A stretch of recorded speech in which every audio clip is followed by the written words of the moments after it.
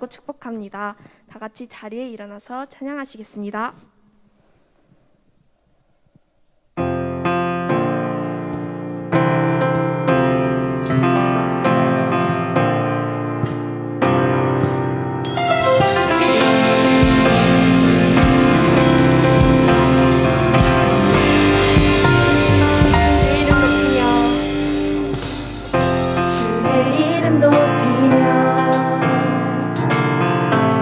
주를 찬양하나이다.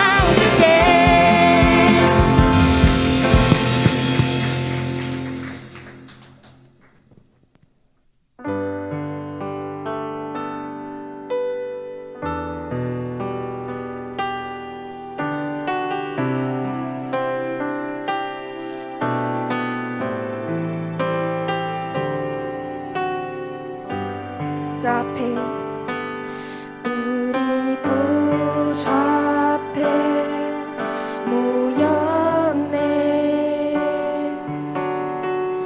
함께 주를 찬양하며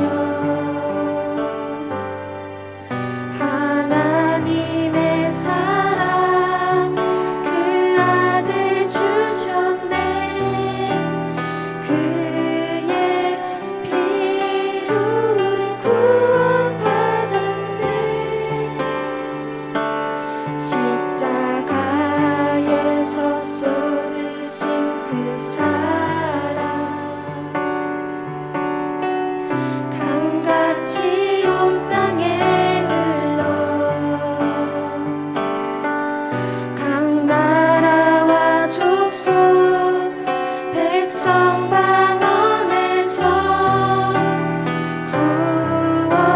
구원받고 주 경배 드리네.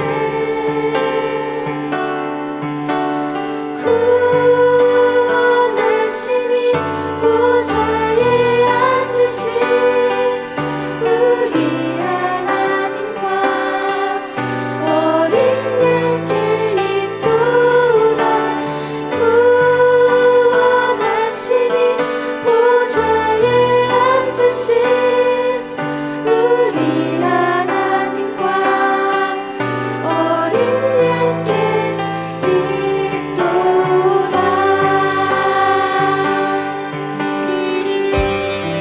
우리 보좌 앞에 우리 보좌 앞에 모였네. 함께 주를 찬양하며 하나님의 사랑 그 아들 주셨네. 그의 피로 우린 구원받았네.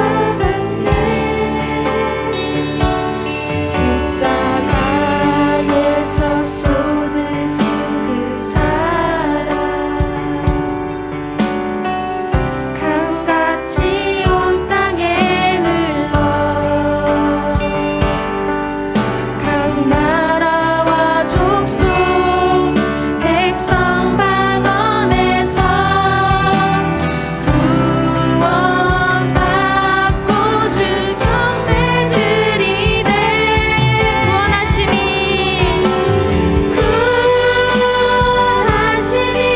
보좌에 앉으신 우리 하나님과 어린 양께 있도다. 구원하심이 보좌에 앉으신 우리 하나님과 어린 양께 구원하심이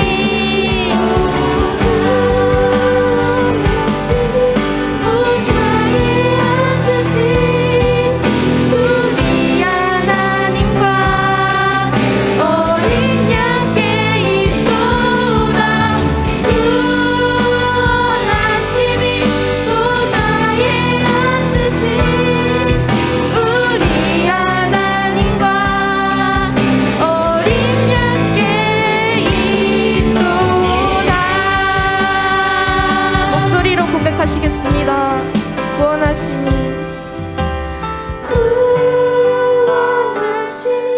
보좌에 앉으신 우리 하나님과 어린 양께 있도다.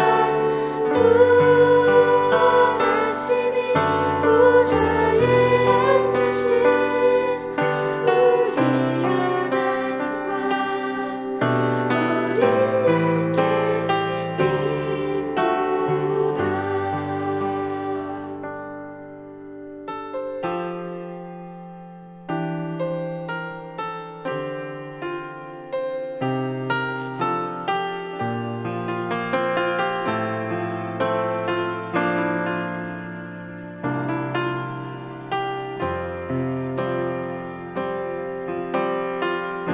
아버지 사랑,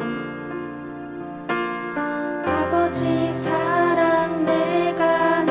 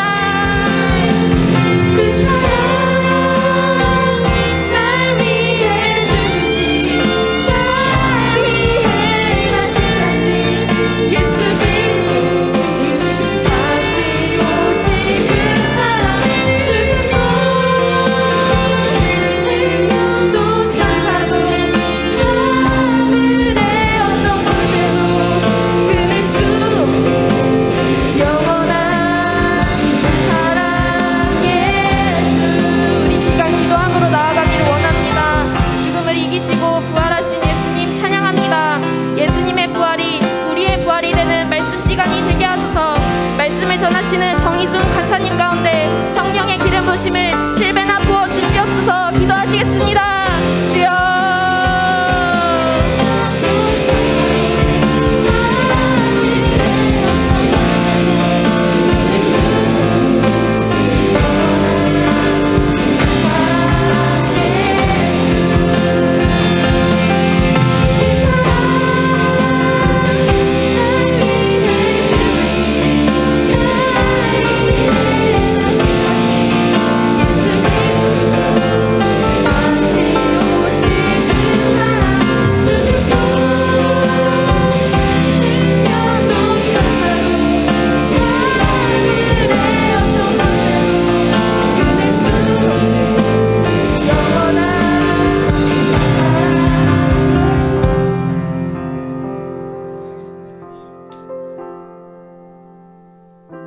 살아계신 하나님 감사합니다.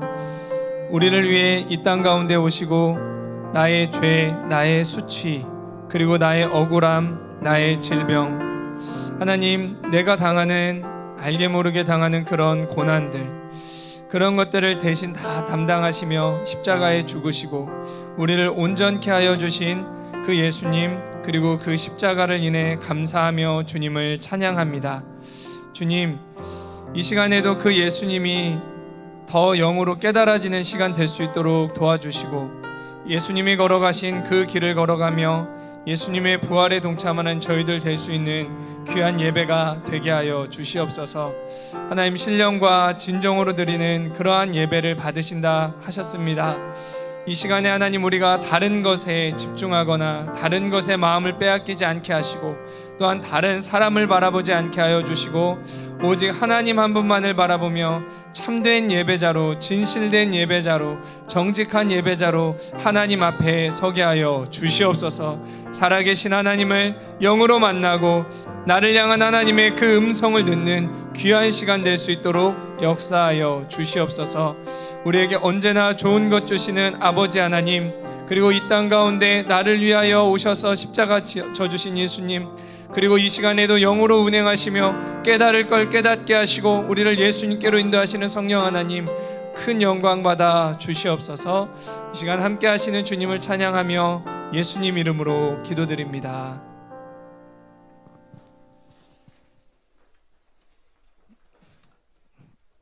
네, 오늘은 부활절 예배로 이렇게 같이 드리고 있습니다.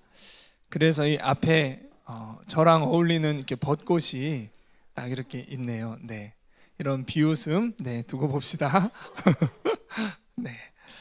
네, 꽃은 어떤 또 생명을 의미하죠. 그런 의미에서 또 이런 좀 예쁜 데코를 한 것 같습니다. 자, 오늘 같이 여러분 나눌 말씀은요, 고린도전서 15장 31절에서 34절 말씀이에요. 고린도전서 15장 31절에서 34절 말씀입니다.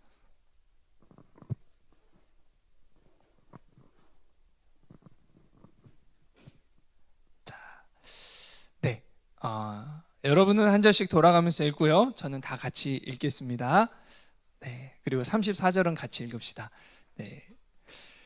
형제들아, 내가 그리스도 예수 우리 주 안에서 가진 바 너희에 대한 나의 자랑을 두고 단언하노니 나는 날마다 죽노라.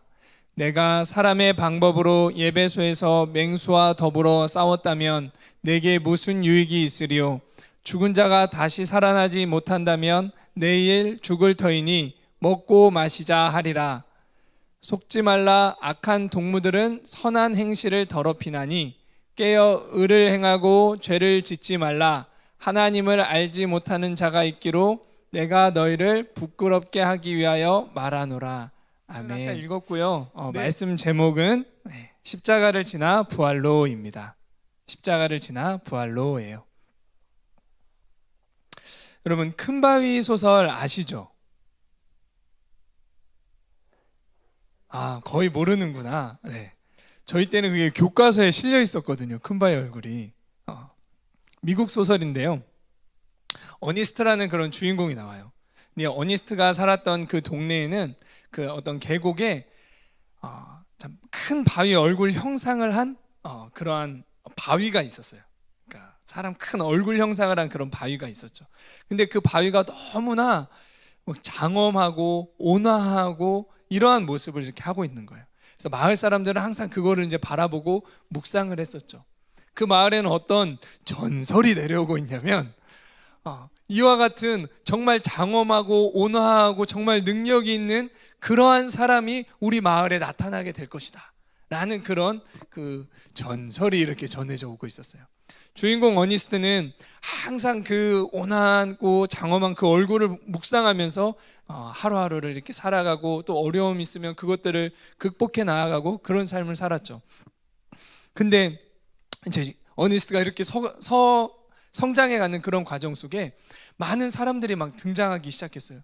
어떤 정치가가 나타나기도 하고 어떤 돈 많은 막 부자가 나타나기도 하고 어떤 시인이 나타나기도 하고 그럴 때마다 이제 사람들은 기대했고 어니스트도 너무 기대했어요. 와, 이 사람이 우리 마을에 정말 나타나서 우리를 행복하게 해줄 그런 사람이야 라고 이제 막 기대를 했죠.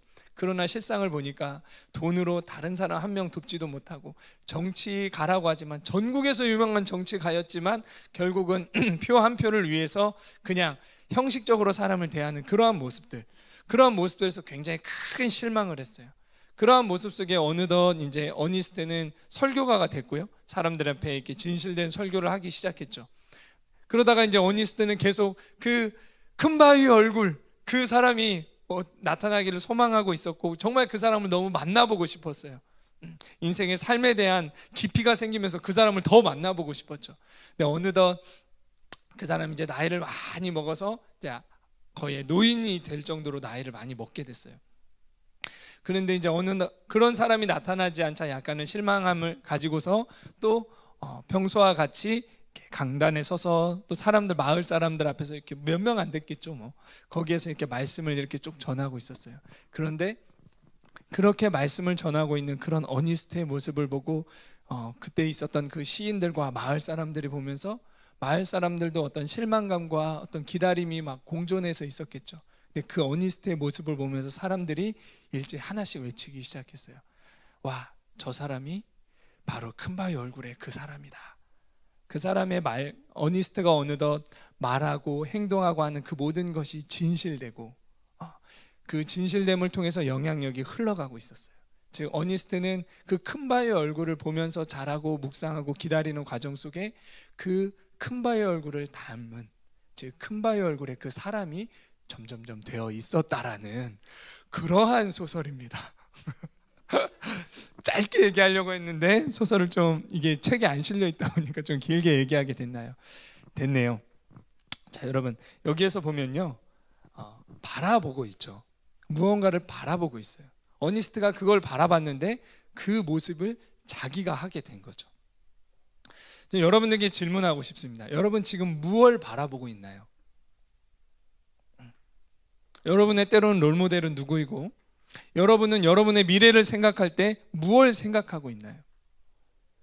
내가 만약 실패를 바라보고 있다라고 한다면요, 그리고 정말 패배자와 같은 그러한 모습을 하고 있는 내 모습을 생각하고 또한 바라보고 있다라고 한다면 실제 나의 삶이 그 실패를 벗어나지 못합니다. 그 수준에 거의 머물고다 말게 돼요. 이게 영적인 원리와도 똑같아요. 바라봄의 법칙, 즉 믿음의 원리입니다. 하나님은 우리 가운데 히브리서 11장 1절에서 이것에 대해서 미리 말씀해 주셨어요. 그 믿음의 원리가 무엇이냐면요, 믿음은 바라는 것들의 실상이래요. 즉 내가 믿음으로 바라보고 있는 것이 현실로 나타나게 된다는 거예요. 믿음이 있으면 그것이 이루어질 것을 또한 기대하게 된다는 거예요. 그리고 보이지 않는 것들의 증거다. 아직 보이진 않지만 언젠간 그것이 이루어질 거라는 것에 대한 증거가 뭐예요? 나의 믿음이라는 거예요. 이게 성경에서 말하고 있는 믿음의 원리입니다. 하나님이 사람을 이렇게 창조하셨어요. 하나님이 이 땅을 이렇게 다스리고 계세요. 이 원리, 여러분 원리는 잘 기억해야 돼요. 원리를 가지고 살아가면 공부도 공부의 원리가 있죠. 운동도 운동의 원리가 있어요. 게임도 게임의 원리가 있어요. 그렇죠? 그 원리를 알면 보다 나은 성과를 얻을 수 있잖아요. 바로 이 세상도 믿음의 원리가 있다라는 거예요. 자, 네. 그럼 예수님을 믿는 사람들, 우리 예수님을 믿는 크리스찬이라고 하는 우리들, 오늘 예배를 드리고 있는 우리들, 우리는 무엇을 바라보면서 살아야 될까요? 하나님이 그걸 우리 가운데 말씀해 주고 계시는데 그것이 바로 무엇이냐? 부활입니다. 예수님을 믿는 사람들이 바라봐야 될 그것이 무엇이냐? 바로 부활이라고 말씀하고 있어요. 부활은요, 다시 살활해서 다시 살아나는 것을 말합니다. 오늘은 예수님의 부활을 기념하는 그 부활주일이에요. 예수님은 십자가에 죽으셨지만 다시 살아나셨습니다. 자, 우리가 이것을 같이 보기를 원하는데요, 이 부활의 의미가 무엇이냐? 부활의 의미는 한마디로 한다라고 한다면 승리라고 할 수 있어요. 무엇에 대한 승리이냐? 뭘 이겼느냐? 예수님이 부활하시면서 무엇을 이겼느냐? 바로 죄에 대한 승리이고, 죄의 힘, 죄를 가진 악한 사람들이 행한 어떤 힘이라고도 볼 수 있죠. 그런 죄의 힘에 대한 승리예요. 로마서 6장 23절에 보면은요, 죄에 대한 대가가 무엇이라고 말씀하고 있냐면 죄에 대한 대가는 사망이다라고 말씀합니다. 우리가 죄를 지음으로 인해서 우리 안에 우리가 육체의 죽음이 있게 됐고요, 영적인 죽음이 있게 됐어요. 영적인 죽음, 하나님과의 막힘이라는 거죠. 그리고 나중에 죽어서도 천국에 이를 수 없는, 하나님과 단절된 삶을 영원히 살아가게 되는 그 죽음이 우리 가운데 있게 된 겁니다. 그리고 또한 죄로 인해서 그 죽음의 부스러기들, 그 고통들, 어둠들이 우리 가운데 주어지게 됐어요. 자, 예수님이 십자가에 죽으신 건 무엇 때문에 죽으셨나요? 예수님 자신의 죄 때문에 돌아가신 것이 아니셨죠. 예수님은 하나님의 아들이셨고 죄가 하나도 없으신 분이셨어요. 그러나 예수님이 죽으셨던 것은 바로 뭐예요? 내가 지었던 그 나의 죄, 나의 손으로 지었던, 나의 생각으로 지었던, 나의 발로 지었던, 나의 마음으로 지었던 그 악한 그 죄를 대신 예수님이 짊어지시고 예수님이 죄로 인해서 돌아가신 거예요. 죄의 대가가 사망이니까 죄의 대가를 받으셔서 예수님은 철저하게 죽으셨습니다. 그런데요, 예수님의 삶은 거기서 끝나시지 않았어요. 예수님은 죄에 대해서 죽으셨지만 예수님은 다시 부활하셨습니다. 자, 죄에 대해서 승리하신 거예요.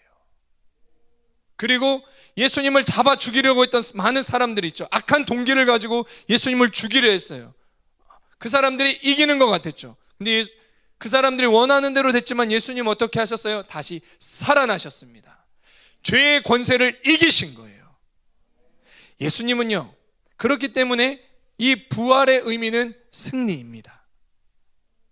죄에 대한 승리이고 죄의 힘에 대한 승리예요. 예수님은 자신을 위해서는 그렇게 하시지도 않으셔도 됐지만은 바로 우리에게 무엇이 있음을, 부활이 있음을 알게 하시기 위해서 죽으시고 부활하셨습니다. 여러분, 크리스찬이라고 하는 사람들, 예수님을 믿는 사람들이라고 하는 사람들에게는 무엇이 있어요? 부활이 있습니다. 예수님은 이걸 나타내 주시기 위해서, 죄가 있지만, 죄로 인한 핍박이 있고 죄의 권세가 있지만 크리스찬들에는 무엇이 있다? 부활이 있다라고 말씀하시면서 예수님은 앞서가신 것입니다. 자신을 위해서는 죽으시지 않으셔도 됐어요. 그렇기 때문에 다시 사실 필요도 없었죠. 하지만 죄에 대해서 죽으셨고 다시 살아나셨어요. 바로 나를 따르는 너희들, 부활이 있다라는 것들을 말씀해 주시는 것입니다. 예수님 안에 있는 사람들의 결국은 어떻게 돼요? 다시 살아나는 것입니다. 예수님 안에 있는 사람들의 결국이 무엇이에요? 승리입니다.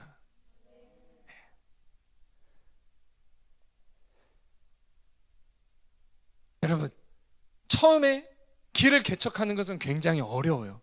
내가 어느 산을 한번 가본다고 합시다. 아무도 가지 않았던 산이야. 그 산에 내가 막 길을 막 내면서 뚫고 올라가가지고 정상을 딱 찍는 거랑 굉장히 어려워요. 갈 엄두조차도 안 나죠. 그러나 누군가가 먼저 앞서서 산을 가면서 길을 내고 이쪽으로 가면 정상이에요 라고 표지판을 딱 꽂아놨다라고 한다면 산은 갈만합니다. 예수님이 십자가를 지시고 부활하신 이유는 바로 이거예요. 우리가 뭘 바라보라? 예수님이 가신 그 길을 바라보라. 예수님이 어떻게 되셨는지를 바라보라 하시면서 예수님은 부활하신 것입니다. 바로 크리스찬들, 예수님을 믿는 사람들, 우리가 바라봐야 될 것이 무엇이에요? 궁극에 바라봐야 될 것은 예수님의 부활인 줄 믿습니다. 자, 부활절, 오늘 부활주일이에요. 예수님의 부활하심을 기뻐하며 그것을 기념하는 날이에요. 그래서 이런 꽃도 이렇게 했죠. 자, 여러분, 그래서 우리는 이 부활주일을 맞아서 우리가 바라보는 것들을 이제는 바꿔가기를 원해요. 하나님이 살아계심을 알고 예수님을 구원자로 믿는 우리들은 바라보는 것을 이제 바꾸기를 원해요. 예수님의 부활을 바라보면서 믿음과 소망을 회복하시기를 바랍니다. 그리고 그렇게 하게 될 때에 죄에 대해 승리하게 될 것이고 계속해서 새롭게 되는 그 부활 신앙을 경험하게 될 것이에요. 이게 믿음입니다. 이것이 믿음이에요. 성도는 믿음이 있어야 되는 거잖아요. 믿음이 너무나 중요하다는 걸 알죠. 이것이 믿음인 것이에요. 오늘 본문을 통해서 이 승리를 어떻게 얻을 수 있는지, 바로 사도 바울은 자신의 삶을 통해서 그것을 말해주고 있어요. 바울이. 그리고 또한 이 승리를 믿는 사람은 앞으로 어떻게 살아가야 할지를 권면해주고 있습니다. 31절에 보면요, 31절에 이렇게 얘기를 해요. 형제들이여, 내가 그리스도 예수 우리 주 안에서 가진 내 자랑인 여러분을 두고 단언합니다. 여러분들 정말 나의 자랑인데요, 내가 분명하게, 당당하게, 담대하게 정말 말합니다. 뭘 말해요? 나는 날마다 죽고 있어요. 그렇게 좋은 얘기도 아닌데요, 그걸 당당하게 얘기하고 있어요. 막 나는 죽고 있어요. 이렇게. 이런 삶을 살아가는 자신을 결코 부끄러워하지 않아요. 바울이 이렇게 말할 수 있었던 이유, 바울이 이렇게 날마다 죽을 수 있는 그 이유가 무엇일까? 우리가 첫 번째로 바울이 날마다 죽는 그 이유에 대해서 한번 볼 텐데요, 여기서 죽는다는 것은 나의 정과 욕심, 나의 정, 감정을 말해요. 그리고 욕심, 어떤 육신의 소욕, 육신의 욕심, 그것을 십자가에 못 박는다는 것입니다. 자, 더 쉽게 얘기해 볼까요? 정말 신경질 내고 싶어. 그때 신경질 내고 싶을 때 신경질 내고, 죄 짓고 싶은 대로 죄 지으면서, 또 먹고 마시면서 할 때 그냥 인생 별거 있어, 먹고 마시자. 아직 그런 친구 한두 명 빼고 아직은 없지만 그렇게 그냥 산다는 거예요. 그렇게 살고 싶은 그런 마음이 있는데 그렇게 살지 않는다는 거예요. 이게 내 정과 욕심을 십자가에 못 박는다는 그런 의미입니다. 이렇게 살아가고 싶은데 나와 그렇게 살고 싶은 나, 예수님 안에서 새롭게 된 내가 있고요, 과거 죄를 사랑하는 내가 있어요. 성경은 이걸 두 개를 나눠서 얘기합니다. 우리도 나눠서 볼 수 있어야 돼요. 나이긴 하지만 나의 옛사람이 있고 새롭게 된 나가 있어요. 근데 바울은 뭐라 얘기하냐면요, 그렇게 죄를 짓고자 하는 그 옛사람, 그리고 나의 정과 욕심을 날마다 십자가에 못 박으라 얘기를 합니다. 이것이 바로 날마다 나는 죽고 있다라고 얘기하는 거예요. 바울도 정말 기분대로 살고 싶고요, 육신의 만족을 위해서 살고 싶지만 그렇게 기분대로 살지 않았고, 내 죄를 어떻게 했냐, 나를 위해 십자가에서 예수님이 죄의 짐을 지고 죽었듯이 나도 예수님을 따라서 정과 욕심을 그렇게 못 박는 삶을 살았어요. 바울이. 구원받은 성도가 어떻게 삶을 살아야, 내가 착하게 살아서 구원받는 것이 아니라, 이제 구원받는 사람들, 여러분 구원받았다고 이제 천국이 나에게 주어졌어, 난 이제 천국 갈 수 있어, 오늘이라도 이 세상을 떠나면 예수님이 내 죄를 담당하셨기 때문에, 내 의가 아니라. 그렇다고 여러분 구원받았다고 죄가 마음이 없어요? 정수? 네. 없다라. 네, 부끄러워서 말 못하지만 얘기해도 돼요. 네, 저도 죄인이고 정수도 죄인이니까.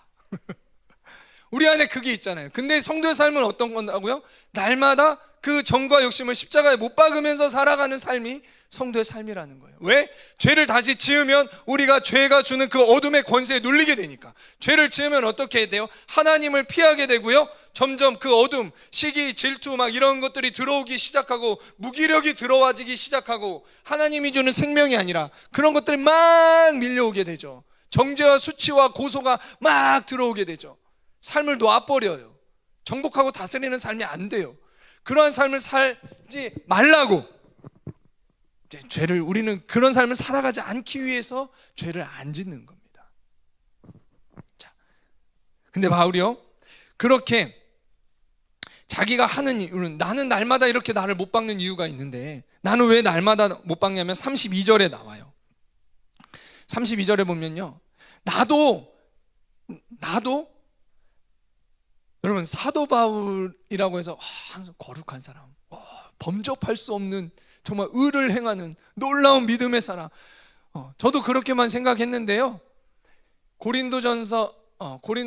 사도행전 19장과 이 고린도전서 말씀해 보면서 바울도 이런 사람이었구나 조금 위로를 받았어요. 뭐라면요, 나도 사람의 방법으로 예배소에서 맹수와 더불어 싸우고 싶었다는 거예요. 예배소에서 어떤 일이 있었냐면, 그냥 많은 생략하겠습니다. 예수님을 증거할 때 사도 바울이 증거하자 막 그 지역이 변화되기 시작했어요. 우상을 막 불태워버리고 막 이런 일이 있으니까 우상 만드는 그 사람들이 바울을 막 그 연극 극장으로 막 끌고 들어가려고 했어요. 그때 바울이 어떻게 했는 줄 아세요? 바울이 조용하게, 그래요, 여러분 저를 때리십시오 막 이랬을 것 같죠. 사도행전 19장에 보면요, 바울이 니네들이 날 그렇게 끌고 가? 그래, 한번 해보자.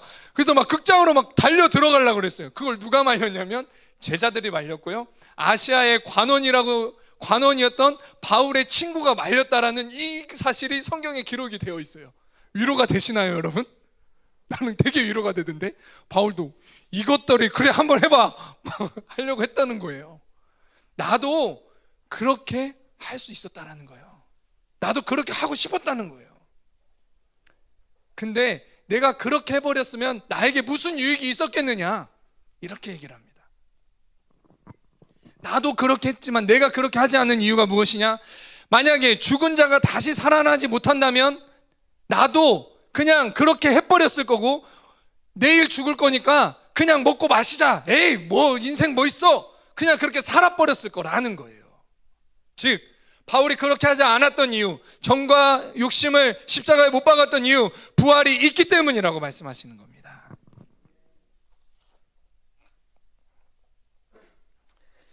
이 세상을 살다 죽으면요, 그걸로 끝이 아니기 때문에 그래요. 우리는 이 땅에서 살다가 죽게 되면 심판이 있고요, 그리고 우리가 천국에 가게 된다 하더라도 천국에서의 또한 상급이 있어요. 사람은 누구나 죽으면 이 세상에서 끝이 아니라 부활이 있는데요, 어떤 사람은 천국에서, 어떤 사람은 지옥에서 부활을 하게 돼요. 누구나 부활해요. 그래서 어떤 사람은 또한 너무 좋은 천국에 갔지만요, 그곳에서도 그냥 천국에 다 갔으니까 똑같이 사느냐? 그렇지 않아요. 천국에서 거적대기 덮고 집 없이 사는 사람도 있고요, 그리고 너무너무나 좋은 으리으리한 집에서 사는 사람들도 있어요. 어렸을 때 천국을 보신 우리 친구들도 있죠. 네, 그 친구들이 저보다 더 잘할 것 같아. 전 아직 천국을 이렇게 깊이 보지는 못했어. 천국이 그래요. 하지만 그 천국조차 이 땅과 정말 비교할 수 없어요. 천국 간증을 들어보면 정말 천국에 들어가는 것 자체가 얼마나 기쁘고 감격스러운 건지 모른다라는 그 고백이 있어요.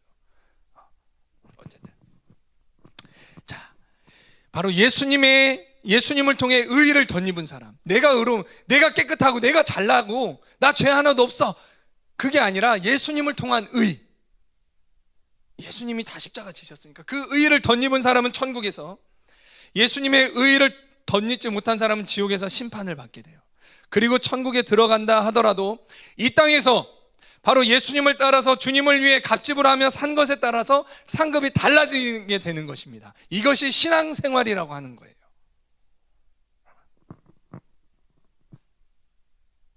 네. 바울은 부활과 죽은 이후의 삶이 있음을 알기에 막 살지 않고 죄를 날마다 십자가에 죽이는 그런 삶을 살았어요. 부활이 없다면 이 세상에서 자기를 부인하고 절제하고 하나님의 말씀에 순종하면서 살아가는 그러한 사람들이 젤로 멍청하죠. 부활이 없는데 왜 그러고 살아? 인생 한 번 사는 거. 성경도 그걸 얘기해요. 바울도 그걸 얘기해요. 부활이 없다면 크리스찬들이 제일 어리석은 사람이야, 이렇게 얘기해요. 근데 바울은요, 자신의 삶을 통해서 부활이 있음을 증거하고 있어요.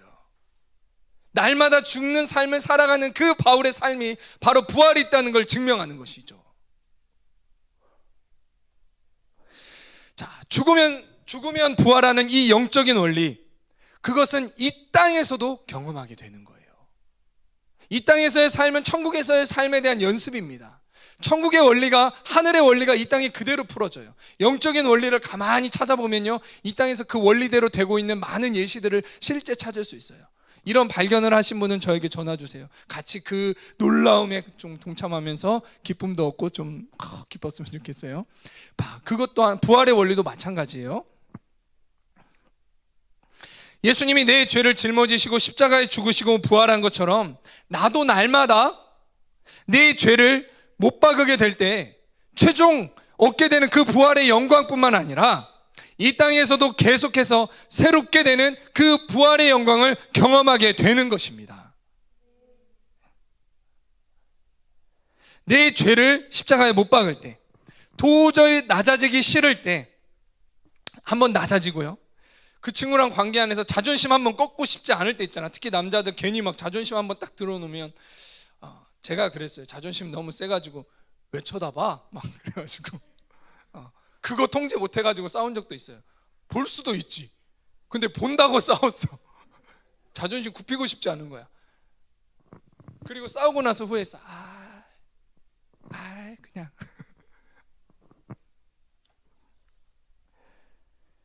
바로 이럴 때 내 육체의 욕심을 십자가에 못 박으면 어떻게 되느냐? 자존심 한번 그냥 꺾을 수도 있잖아. 남자들 팔씨름 한번 하다가 괜히 막 자존심 발동되고 흥분하면 막 흥분해가지고 감정 싸움으로 번지게 되는 그런 일들도 있는데, 어떻게 되느냐? 이걸 못 박을 때 성령의 인격으로 변화되는 부활을 경험하게 되는 것이에요. 여러분, 성령의 열매, 인격의 열매를 말씀하십니다. 사랑이 있어요. 내가 십자가에 나를 못 박으게 될 때 사랑이 나와요. 희락, 기쁨이라는 거, 진짜 기쁨이 무엇인지 그때 알게 되는 거예요. 여러분, 막 미디어를 하면서 죄를 지어가면서 얻는 그 쾌락이 나에게 궁극적인 마음에서부터 솟아나오는 기쁨을 주던가요? 하고 나면 공허하잖아요. 그런데 내 죄를 십자가에 못 박을 때 하나님이 주시는 기쁨은 그것과 차원이 다르다는 거예요. 죽음의 순간에도 웃을 수 있었던 믿음의 선배들이 왜 그래요? 내 자신을 십자가에 못 박을 때 주님이 주시는 기쁨이 있기 때문에 그런 거겠죠.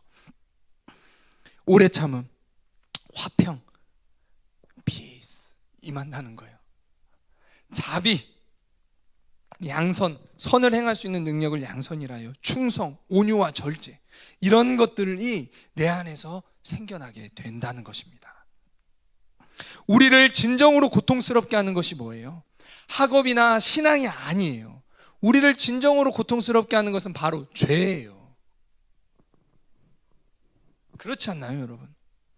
죄에 대해서 내가 죽고 있지 않기 때문에 변화되지 않는 것이고요, 그렇기 때문에 죄가 주는 무기력과 부정적인 생각, 정체성의 혼란, 관계의 깨어짐, 두려움, 수치, 정죄로 내 삶이 고통받고 있는 것이에요. 맞죠, 여러분? 교회가, 부모님이, 공부가 나를 힘들게 하나요? 궁극적으로 뭐가 힘들게 해요? 내 죄가 나를 힘들게 하는 거예요.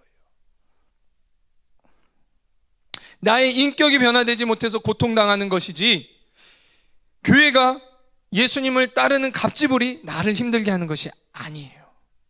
마태복음 11장 29절 30절에 예수님이 분명하게 또한 우리 가운데 말씀해 주세요. 자, 한번 한 목소리로 한번 읽어보겠습니다. 시작. 나는 마음이 온유하고 겸손하니 나의 멍에를 메고 내게 배우라. 그리하면 너희 마음이 쉼을 얻으리니 이는 내 멍에는 쉽고 내 짐은 가벼움이라 하시니라. 아멘. 예수님의 멍에는 쉽고 가볍다고 했어요. 근데 우리가 수고하고 무거운 짐을 지고 가는 것은 왜예요? 예수님이 나에게 주시는 짐을 짊어지지 않고요, 다른 짐을 짊어지고 살아가기 때문에 내 삶에 무겁고 수고하고 있는 거예요. 예수님 그걸 명확하게 얘기해 주시고 계시죠. 네가 나를 따라오면 수고하고 무겁지 않아. 근데 왜 네가 수고하고 무겁고 고통스러워? 죄의 짐을 지고 있기 때문에, 그리고 네가 세상에 그런 짐을 짊어지고 있기 때문이라고 말씀해 주고 계세요. 예수님이 십자가를 지셨듯 내 죄를 십자가에 못 박으며 예수님의 뒤를 따를 때 우리가 어떻게 되느냐? 예수님의 뒤를 따르게 되면 자유하게 되는 거예요. 벗어지게 되는 거예요. 예수님의 그 성령의 인격이 내 안에 주어지게 되면서 그 무거운 짐들이 나 안에서 벗어지게 되는 겁니다. 주님을 따르는 길이 핍박도 있고 어려움과 애매함이 있을 수 있어요. 하지만 주님을 위해서 따르는 길이 안 기쁠까? 주님을 따르는 길이 기쁩니다. 그렇기 때문에 예수님을 따라가는 팔로워들이 있는 거예요. 그런 제자들이 일어나는 것입니다. 이러한 삶을 살아보시기를 도전합니다. 여러분이 그런 제자가 되시길 바라요. 우리가 죽게 될 때요, 새롭게 되는 거예요.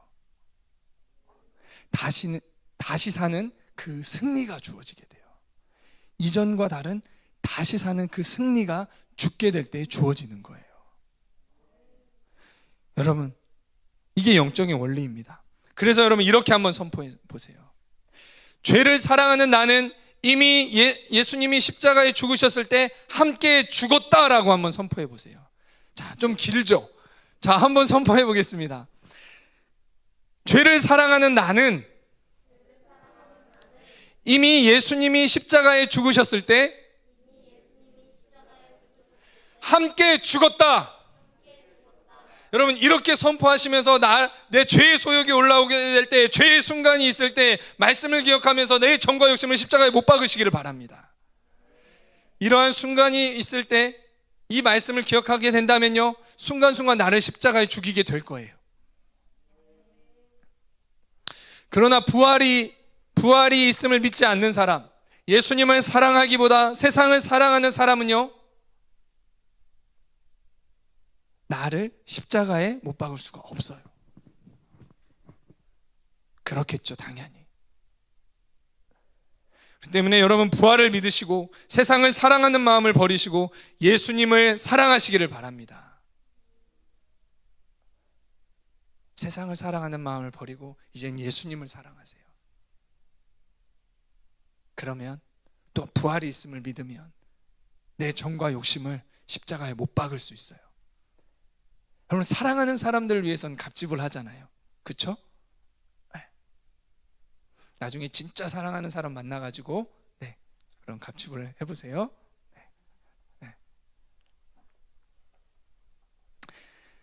자, 이제 바울이 이제 날마다 나는 이렇게 해서 죽는다라고 얘기를 해요. 근데 이런 삶을 통해서 부활을 경험한 사람, 부활이 있음을 믿는 사람은 이제 마지막으로 어떻게 하라고 바울이 권면하고 있느냐? 33절과 34절을 통해서는 말을 통해서 직접 권면하고 있지만 그에 앞서 먼저 자신의 삶을 통해 사랑하는 형제들에게 한 가지 중요한 메시지를 강력하게 전하고 있어요. 31절을 통해서 우리에게 삶을 통해서 강력하게 전하는 메시지가 그게 무엇이냐? 바로 담대하라는 메시지인 것이에요. 바울은 날마다 죽는 자신의 삶을 담대하게, 당당하게 그 정말 사랑하는 사람들에게, 예수님을 믿고 따르는 사람들에게 전한 거예요. 여러분 담대하세요. 예수님을 믿는 여러분 담대하세요. 나는 날마다 죽는데 내 삶이 부끄럽지 않아요. 이 길을 걸어가는 내 삶이 전혀 부끄럽지 않아요. 담대하세요. 왜요? 부활이 있기 때문에 나는 이것을 여러분에게 당당하게 얘기합니다. 내가 이렇게 사는 이유 당당하게 얘기하는 거예요. 그 결국이 어떻게 될지 바울은 알고 있기 때문에 전혀 꿀리지 않아요. 복음을 위해 사는 것, 말씀에 순종하여 자기의 죄를 십자가에 못 박는 삶을 사는 삶을 기뻐하고 바로 부끄러워하지 않았어요.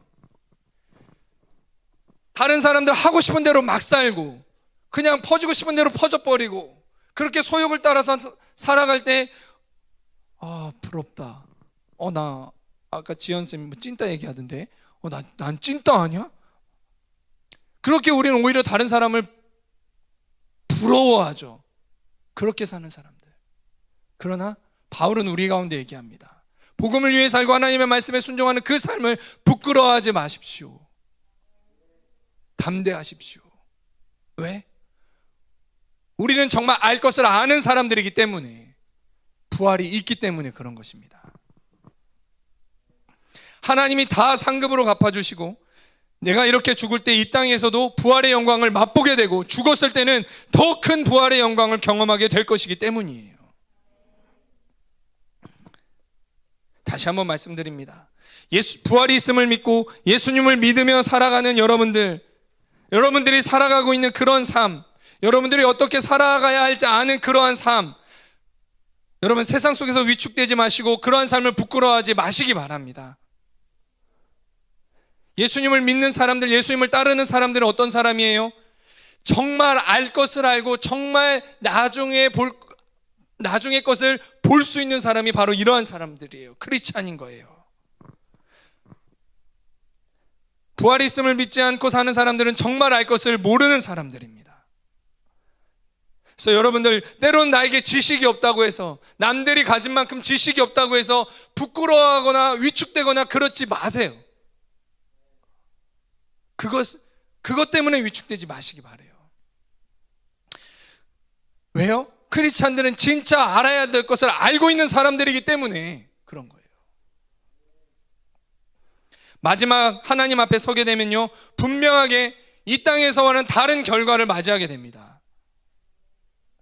여러분, 공부 때문에 위축되지 말고요, 여러분의 삶 그리고 예수님을 자랑스러워하시고 담대하세요. 알 것을 아는 것으로, 그것 자체로 즐거워할 수 있는 우리가 되기를 원합니다.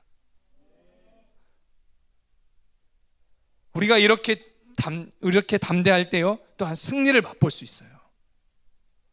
두려워하고 위축되면 지게 되는 거예요. 자, 이렇게 한번 선포하겠습니다. 예수님을 믿으며 사는 삶, 부끄러워하지 말자라고 인사하겠습니다. 여러분 삶이 초라해 보이나요? 이런 삶을 사는 것이 좀 부족해 보이나요? 전혀 그렇지 않아요. 여러분 상급을 쌓고 있어요. 여러분 영광을 얻게 돼요. 주님이 우리 가운데 면류관 주신다고 약속하셨잖아요.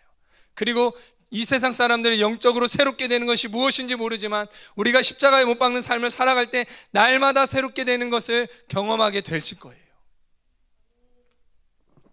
바울은 이어서 사랑하는 형제들에게 부활이 있기 때문에 이제 어떻게 살라고 구체적으로 말하고 있어요. 두 번째가 이제 너희들 속지 말라. 속지 마. 세상은 우리를 속인다는 거예요. 어떻게 속여요? 죄에 지어라. 너처럼 살면 바보야.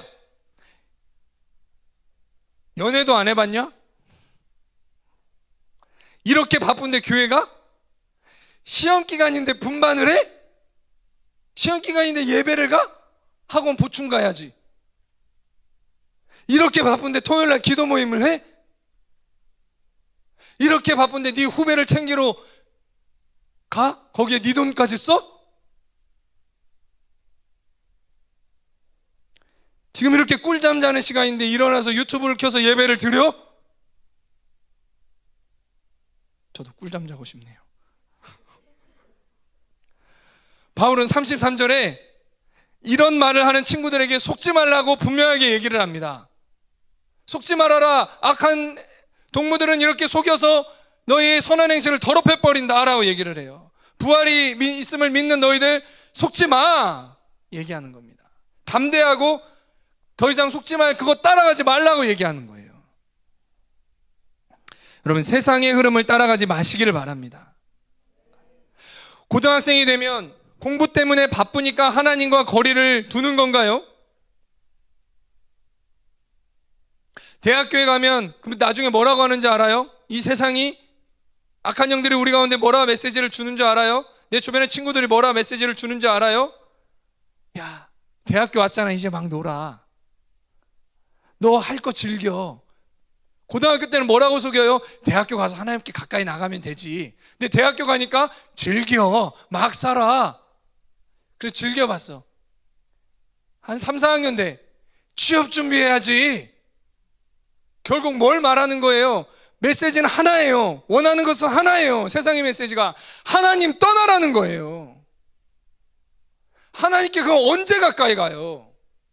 세상의 메시지를 따라가면 언제 하나님 앞에 무릎을 꿇을 거예요? 나의 진짜 아버지 되시는 그 하나님의 품을 언제 경험할 거예요?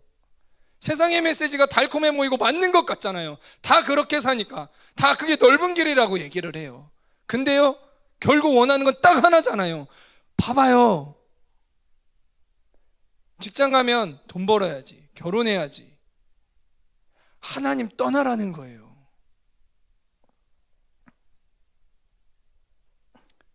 그래서 여러분 분별을 하셔야 돼요.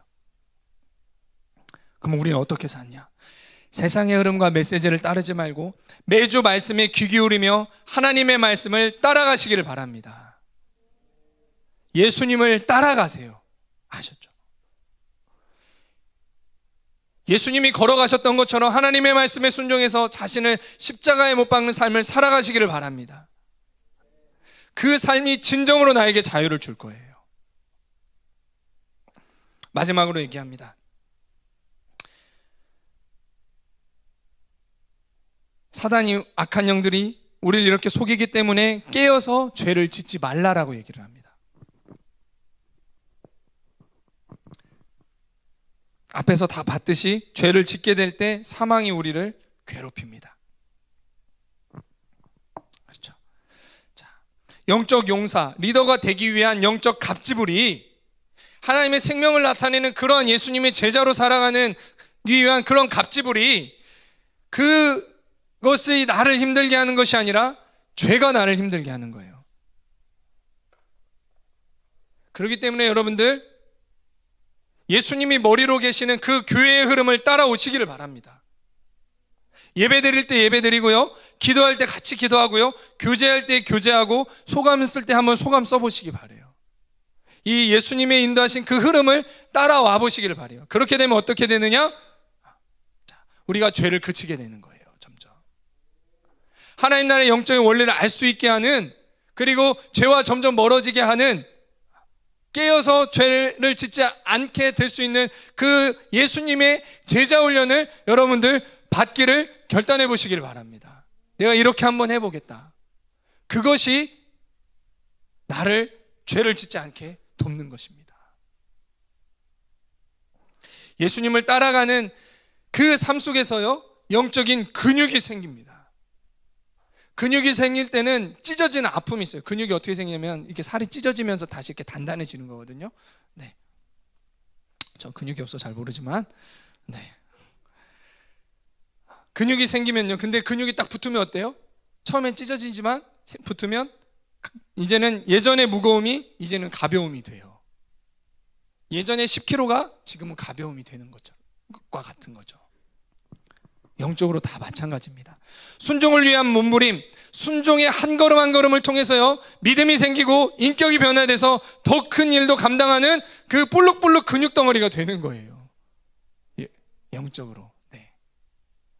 우리 남학생들, 우리 오늘 이런 남학생들이 좀 왔는데, 네, 영적인 근육맨이 됩시다. 아멘이 없어. 네, 몸짱, 영적 몸짱이 됩시다. 주님이 인도하시는 그 훈련들을 한 걸음 한 걸음 하게 될 때 영적 몸짱이 되는 거예요. 자, 결론입니다. 예수님은요, 죄로 인해 죽으셨지만 다시 사셨습니다. 죄에서 승리하셨어요. 죄가 예수님을 죽이지 못했어요. 하나님의 말씀대로 사는 예수님을 죄의 권세가 죽였지만 예수님은 다시 살아나셨습니다. 예수님은 앞서가시면서 우리의 결국이 어떤 것인지 다 보여주셨어요. 날마다 십자가에 내 죄를 못 박을 때 하나님이 우리를 죄에 대해서 승리하게 하실 것입니다. 예수님에게 부활을 주신 것처럼요. 때로는 예수님을 따르는 것이 미련해 보이고 부끄럽게 여겨질지라도, 이런 삶을 세상이 어리석다고 조롱해도, 이러한 삶 때문에 환난을 당해도 하나님은 예수님을 다시 살리셨듯이 우리의 영적인 생명을 지켜주시고 결국은 승리하게 하실 것을 믿으시기 바랍니다. 담대하십시오. 예수님 뭐라 말씀하셨냐면, 너희가 환난을 당하나 담대하라, 내가 세상을 이기었노라 라고 말씀해 주셨어요. 이게 우리의 결국이에요. 이게 크리스찬의 결국입니다. 이게 성도의 삶이에요. 우리의 죽어짐은 왜 죽어짐이에요? 부활하기 위함입니다. 담대합시다. 기꺼이 십자가를 집시다. 남들은 기분대로 육신의 만족을 위해 살지만 예수님을 믿는 우리는 부활의 소망을 갖고 하나님의 말씀에 순종하며 날마다 십자가를 지는 그 십자가의 길을 걸어가시기를 축복합니다. 기도하겠습니다.